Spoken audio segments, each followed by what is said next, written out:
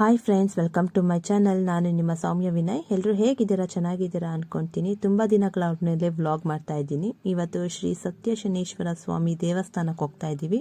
ಇದು ಬಂದು ಕುಣಿಗಲ್ ಬೈಪಾಸ್ ರೋಡಲ್ಲಿ ಇರೋದು. ಶ್ರೀ ಸತ್ಯ ಶನೇಶ್ವರ ಸನ್ನಿಧಿ ಅಂತ ಒಂದು ಹಾರ್ಚ್ ಇದೆ.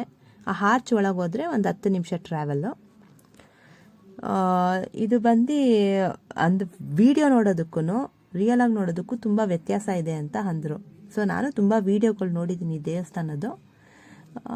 ಅಂದರೆ ನಾನು ಅನ್ಕೊತಾ ಇದ್ದೆ, ದೇವಸ್ಥಾನ ಅಂದರೆ ಇರುತ್ತೆ, ಒಂದು ಸತ್ಯ ಅನ್ನೋದಕ್ಕೆ ತಾನೇ ದೇವಸ್ಥಾನ ಅನ್ನೋದು, ದೇವ್ರ ಅಂತ ಅಂದ್ಕೊಂಡು ಇದ್ದೆ. ಆಮೇಲೆ ಇಲ್ಲ, ನೀವು ಒಂದು ಸಲ ಹೋದರೆ ಪಾಸಿಟಿವ್ ವೈಬ್ಸ್ ಬರುತ್ತೆ, ನೀವು ನೋಡೋಕ್ಕೆ 2 ಕಣ್ಣು ಸಾಲದು ಅಂತ ಅಂದರು. ಸರಿ ಆಯಿತು ಅಂದ್ಬಿಟ್ಟು ಹೋಗೋಣ ಅಂದ್ಬಿಟ್ಟು ಇವತ್ತು ಹೊರಟಿದ್ದೀವಿ. ನೋಡಿ ಆಮೇಲೆ ನನಗೆ ಗೊತ್ತಾಯ್ತು, ನೋಡಿ ಇಲ್ಲಿ ರೋಡಲ್ಲಿ ಹೋಗ್ತಾ ಇದ್ದಕ್ಕಾದ್ರೆ ಆಂಜನೇಯನ ಸ್ಟ್ಯಾಚು ಕಾಣಿಸ್ತಾ ಇದೆ, ಪಂಚಮುಖಿ ಆಂಜನೇಯ. ನಾನು ನಿಜವಾಗ್ಲೂ ನಾನು ಅಂದ್ಕೊಂಡೇ ಇರಲಿಲ್ಲ ಈ ಥರ ಇದೆಯಾ ಅಂತ ಅಷ್ಟು ಚೆನ್ನಾಗಿದೆ. ಆಮೇಲೆ ಇಲ್ಲಿ ಹತ್ತಿರದಲ್ಲೇ ಕಾಣೋ ಥರ, ಅಂದರೆ ಇಲ್ಲೇ ಇದೆ ದೇವಸ್ಥಾನ ಅನ್ನೋ ಥರ ಕಾಣಿಸುತ್ತೆ. ಅದೇ 1 ನಿಮಿಷದಲ್ಲಿ ನಡ್ಕೊಂಡು ಹೋಗ್ಬೋದು ಅನ್ನೋ ಥರ. ಅಂದರೆ ಗಾಡೀಲಿ ಹೋದ್ರೇ ಒಂದು 3 ನಿಮಿಷ ಆಗುತ್ತೆ ಆ ದೇವಸ್ಥಾನಕ್ಕೆ. ಅಂದರೆ ಕೆಲವ್ರಿಗೆ ಗೊತ್ತಿರುತ್ತೆ, ಕೆಲವ್ರಿಗೆ ಗೊತ್ತಿರೋಲ್ಲ ಈ ದೇವಸ್ಥಾನ, ಕೆಲವ್ರಿಗೆ ಗೊತ್ತಿದ್ರೂ ಹೋಗಿರಲ್ಲ. ಅಂದರೆ ಇದು ಬಿದ್ನಿಕೆರೆ ಅಂತ ಹೇಳ್ತಾರೆ ಈ ಊರ ಹೆಸರು, ಅಲ್ಲಿ ಇದೆ ಅಂತ ಅಂದರು. ನಮಗೂ ಹಾಗೆ ಅಂದಿದ್ದು. ಸರಿ ಆಯ್ತು ಅಂದ್ಬಿಟ್ಟು ನಾವು ನೋಡೋಣ ಇಲ್ಲೇ ಇದೆ ಅಂತ ಅಂದ್ರಲ್ಲ ಅಂದ್ಬಿಟ್ಟು ಬಂದ್ವಿ.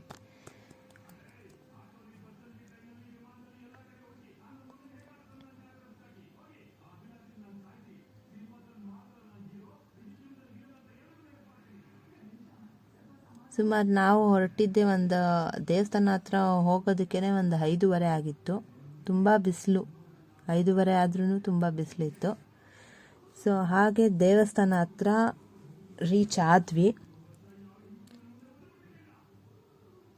ಹಾಗೆ ಪಾರ್ಕಿಂಗ್ಗೆ ಅಂತ ಹೇಳಿಬಿಟ್ಟು ಪಾರ್ಕಿಂಗ್ ಮಾಡಿ ಕಾರ್ನ ದೇವಸ್ಥಾನಕ್ಕೆ ಹೋಗೋಣ ಅಂತ ಹೊರಟ್ವಿ. ನೋಡಿ, ನಾನು ವಿಡಿಯೋ ಮಾಡ್ತಾ ಇದ್ದೀನಿ, ಇಷ್ಟೇ ಹತ್ರ ಇದೆ ಅನ್ನೋ ಥರ ಕಾಣಿಸ್ತಾ ಇದೆ, ಆದರೆ ಸ್ವಲ್ಪ ದೂರ ನಡೆಯಬೇಕು ದೇವಸ್ಥಾನ ಹತ್ರ. ಸುಮಾರು ಇಲ್ಲಿ ದೇವಸ್ಥಾನದ ಅಂದರೆ ಟೈಮಿಂಗ್ಸು 6:30ಇಂದ ಒಂದು 10-10:30 ಅಂತ ಹೇಳಿದ್ರು. ಅಂದರೆ ಈ ಜನ ಮೇಲೆ ಡಿಪೆಂಡ್, ನೈಟ್ ಅಂದರೆ ಜನ ಜಾಸ್ತಿ ಇದ್ದರೆ ಒಂದು 10:30 ಆ ಥರ ಆಗುತ್ತೆ ಅಂತ ಅಂದರು ಅಲ್ಲಿ. ಅಂದರೆ ಜನ ಸಾಗರ, ಯಾವಾಗಲೂ ಜಾತ್ರೆ ಥರ ಇರುತ್ತೆ ನೋಡಿ, ಇಲ್ಲಿ ಜಾತ್ರೆನೇ ನೋಡಿ. ಅಲ್ಲಿ ಕಾರೆಲ್ಲ ಪಾರ್ಕಿಂಗ್ ಮಾಡಿದ್ದಾರೆ, ಚೆನ್ನಾಗಿ ಮಾಡಿದ್ದಾರೆ. ಹಾಗೆ ದರ್ಶನಕ್ಕೆ ಹೋಗೋಣ ಅಂತ ಹೇಳಿಬಿಟ್ಟು ಹೋಗ್ತಾ ಇದ್ದೀವಿ ದರ್ಶನಕ್ಕೆ. ಇನ್ನೂ ಸ್ವಲ್ಪ ಇಂಪ್ರೂವ್ ಮಾಡ್ತಾ ಇದ್ದಾರೆ, ಅಂದರೆ ಕನ್ಸ್ಟ್ರಕ್ಷನ್ಸ್ ಮಾಡ್ತಾರೆ. ಮುಂಚೆನೇ ಇಂಪ್ರೂವ್ ಆಗಿದೆ, ಇವಾಗ ಇನ್ನೂ ಇಂಪ್ರೂವ್ ಮಾಡ್ತಾ ಇದ್ದಾರೆ, ಕನ್ಸ್ಟ್ರಕ್ಷನ್ಸ್ ಎಲ್ಲ ಮಾಡಿ. ಇಲ್ಲಿ ಏನೋ ಗೋಡನ್ ಥರ, ಅಂದರೆ ಅಂಗಡಿಗಳ ಥರ ಮಾಡಿದ್ದಾರೆ ಇಲ್ಲಿ. ಅದು ಏನಂತ ನನಗೆ ಗೊತ್ತಿಲ್ಲ, ಏನೋ ಸಾಮಾನುಗಳೆಲ್ಲ ತುಂಬಿದ್ದಾರೆ, ಕನ್ಸ್ಟ್ರಕ್ಷನ್ ಮಾಡ್ತಾ ಇದ್ದಾರೆ ನೋಡಿ. ಇಲ್ಲಿ ಜಲ್ಲಿಕಲ್ಲು ಅದು ಇದು ಅಂತ ಹಾಕಿದ್ದಾರೆ, ಮಣ್ಣು ಎಲ್ಲ. ಅಂದರೆ ಇನ್ನೂ ಅವ್ರು ಏನೇನು ಮಾಡ್ತಾ ಇದ್ದಾರೋ ಗೊತ್ತಿಲ್ಲ ಅದು. ಇಲ್ಲಿ ಇದು ರಥ, ತೇರು. ಹಾಗೆ ದರ್ಶನಕ್ಕೆ ಹೋಗೋಣ ಅಂತ ಹೇಳ್ಬಿಟ್ಟು ಈ ಕಡೆ ಹೋಗ್ತಾ ಇದೀವಿ. ನೋಡಿ, ಆಂಜನೇಯ, ಎಲ್ಲೆಲ್ಲೂ ಆಂಜನೇಯ. ಹಿಂದೆ ಆದರೂ ಆಂಜನೇಯ, ಹಿಂದೆ ಹೋದ್ರು ಆಂಜನೇಯ, ಮುಂದೆ ಹೋದ್ರು ಆಂಜನೇಯ, ಎಲ್ಲೋದ್ರೂ ಆಂಜನೇಯನೇ ಕಾಣಿಸ್ತಾ ಇದ್ದಾನೆ. ಆಮೇಲೆ ಹಿಂಗೆ ದರ್ಶನಕ್ಕೆ ಅಂತ ಹೋಗ್ತಾ ಇರಬೇಕಾದ್ರೆ ಫಸ್ಟ್ ಇಲ್ಲಿ ಶನಿಮಾತ್ಮನ ದೇವಸ್ಥಾನ ಇದೆ, ಅಲ್ಲಿ ದರ್ಶನ ಮಾಡ್ಕೊಂಡು ಬನ್ನಿ ಅಂತ ಅಂದರು. ಮತ್ತೆ ನಾವು ಹಿಂದೆ ಬಂದು ಶನಿಮಾತ್ಮನ ದೇವಸ್ಥಾನಕ್ಕೆ ಹೋಗ್ತಾ ಇದ್ದೀವಿ. ಇಲ್ಲಿ ವಿಡಿಯೋ ಎಲ್ಲ ಅಲೋ ಇಲ್ಲ, ಅಂದರೆ ಒಳಗೆ ಮೊಬೈಲ್ ಅಲೋ ಇಲ್ಲ ಅಂತಂದರು, ವಿಡಿಯೋ ಎಲ್ಲ ಮಾಡಬಾರ್ದು ಅಂತ. ಸರಿ ಆಯಿತು ಅಂದ್ಬಿಟ್ಟು ಪ್ರಸಾದ ತಗೊಂಡು ಪ್ರಸಾದ ತಿಂದ್ಬಿಟ್ಟು ಕೂತಿದ್ದೀವಿ. ಅಂದರೆ ಪ್ರಸಾದ ಹೇಳ್ಬೇಕಾ, ಮೊದಲೇ ತುಂಬ ಚೆನ್ನಾಗಿತ್ತು, ನನ್ನ ಮಗನೂ ಎಂಜಾಯ್ ಮಾಡ್ಕೊಂಡು ತಿಂತಾಯಿದ್ವಿ. ಪ್ರಸಾದ ಎಲ್ಲ ಮುಗ್ದಾದ್ಮೇಲೆ, ಅಂದರೆ ತಿಂದಾದ್ಮೇಲೆ ಪಂಚಮುಖಿ ಆಂಜನೇಯನ ದೇವಸ್ಥಾನ ಇದೆ ಅಂತ ಅಂದರು. ಪಂಚಮುಖಿ ಆಂಜನೇಯನ ದೇವಸ್ಥಾನಕ್ಕೆ ಹೋಗ್ತಾ ಇರ್ಬೇಕಾದ್ರೆ ಇಲ್ಲಿ ಜನ ಎಲ್ಲ ಕೂತಿದ್ರು. ಏನಿದು ಅಂತ ಅಂದರೆ, ಅಲ್ಲಿ ಸ್ವಾಮಿಗಳು ಇರ್ತಾರಲ್ಲ, ಅವ್ರಿಗೆ ಏನು ಕಷ್ಟ ಇರುತ್ತೋ ಅದಕ್ಕೆ ಪರಿಹಾರ ಹೇಳ್ತಾರೆ ಅಂತ. ಇಲ್ಲಿ ಟೋಕನ್ ಮೂಲಕ ಹೇಳ್ತಾರಂತೆ. ಅಂದರೆ ಟೋಕನ್ ಕೊಟ್ಟಿರ್ತಾರಂತೆ. ಆ ಟೋಕನ್ ನಂಬರ್ ಏನಾದರೂ ಹೇಳಿದ್ರೆ ಅದ್ರ ಪ್ರಕಾರ ಅವ್ರನ್ನ ಕರೆದಿ ನಿಮ್ದು ಏನು ಸಮಸ್ಯೆ, ಏನು ಎತ್ತ ಅಂತ ಕೇಳಿಬಿಟ್ಟು ಪರಿಹಾರ ಹೇಳ್ತಾರೆ ಅಂತ ಅಂದರು.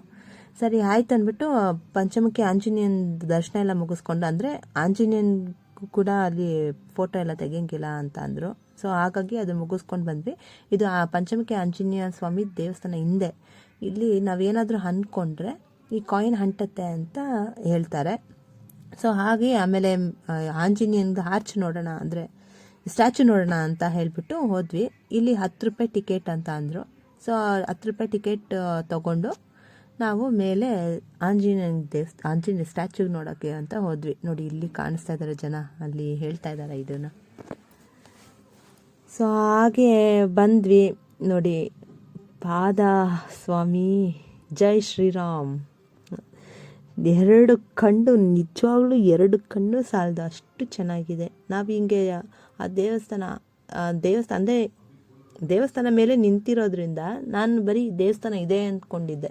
ಅಂದರೆ ಆಂಜನೇಯನ ಸ್ಟ್ಯಾಚುನೇ ದೇವಸ್ಥಾನ ಅಂದ್ಕೊಂಡಿದ್ದೆ. ಕೆಳಗೆ ದೇವಸ್ಥಾನ ಇರೋದು, ಮೇಲೆ ಸ್ಟ್ಯಾಚು ಮಾಡಿದ್ದಾರೆ, ಸಖತ್ತಾಗಿ ಮಾಡಿದ್ದಾರೆ ನೋಡಿ. ಇಲ್ಲಿ ದೇವರು ಎಷ್ಟು ಶಕ್ತಿ ಕೊಟ್ಟಿದ್ದಾರೆ ಅವ್ರಿಗೆ ನೋಡಿ.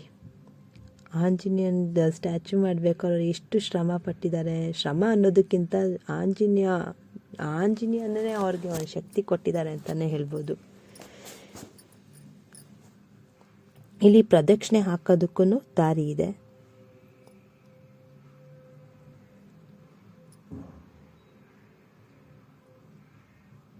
ಇಲ್ಲಿ ಪ್ರದಕ್ಷಿಣೆ ಹಾಕಿಬಿಟ್ಟು ನಾವು ನಮಸ್ಕಾರ ಮಾಡಿ ಒಂದು ಸ್ವಲ್ಪ ಹೊತ್ತು ನಾವು ಅಲ್ಲಿ ಟೈಮ್ ಸ್ಪೆಂಡ್ ಮಾಡಿಬಿಟ್ಟು ಆಮೇಲೆ ಇಲ್ಲಿ ಒಂದು ಬಸವಣ್ಣ ಇದೆ, ಉದ್ಭವ ಆಗಿದೆಯಂತೆ ಬಸವಣ್ಣ. ಅಂದರೆ ಆಂಜನೇಯನ ದೇವಸ್ಥಾನ ಇದೆಯಲ್ಲ, ಅಲ್ಲಿ ಆ ಆಂಜನೇಯನ ದೇವಸ್ಥಾನ ಆಪೋಸಿಟಲ್ಲೇ ಇರೋದು ಇದು. ಈ ಉದ್ಭವ ಏನು ಮಹಿಮೆ ಅಂತ ಅಂದರೆ, ನಾವಿವಾಗ ಈ ಜನ ಅಂದರೆ ಏನಾದರೂ ಅಂದ್ಕೊಂಡಿರ್ತಾರಲ್ಲ ಮನಸ್ಸಲ್ಲಿ, ಅಂದರೆ ಏನಾದರೂ ಅಂದ್ಕೊಂಡಿದ್ರೆ ನೆರವೇರುತ್ತೆ ಅಂತ. ಇಲ್ಲಿ ಹೇಗಂದರೆ, ಇವಾಗ ನಮ್ಮ ಹಣೆ ಇರುತ್ತಲ್ಲ, ಇಲ್ಲಿ 3 ಸಲ ಹಣೆಗೆ ನಮಸ್ಕಾರ ಮಾಡ್ಕೊಂಡಿಲ್ಲಿ ನಾವೇನು ಅಂದ್ಕೊಳ್ತೀವೋ ಅದನ್ನು ಕೇಳ್ಕೊಳ್ಬೇಕಂತೆ ಆಂಜನೇಯನ್ ಬಸವಣ್ಣಂಗೆ. ಸೊ ಅದೆಲ್ಲ ಮುಗಿಸ್ಕೊಂಡು ಆಂಜನೇಯಂಗೆ ಅಲ್ಲಿಂದನೇ ನೋಡಿದ್ರೆ ನೋಡಿ, ಎಲ್ಲೆಲ್ಲೂ ಆಂಜನೇಯನೇ. ಜೈ ಶ್ರೀರಾಮ್.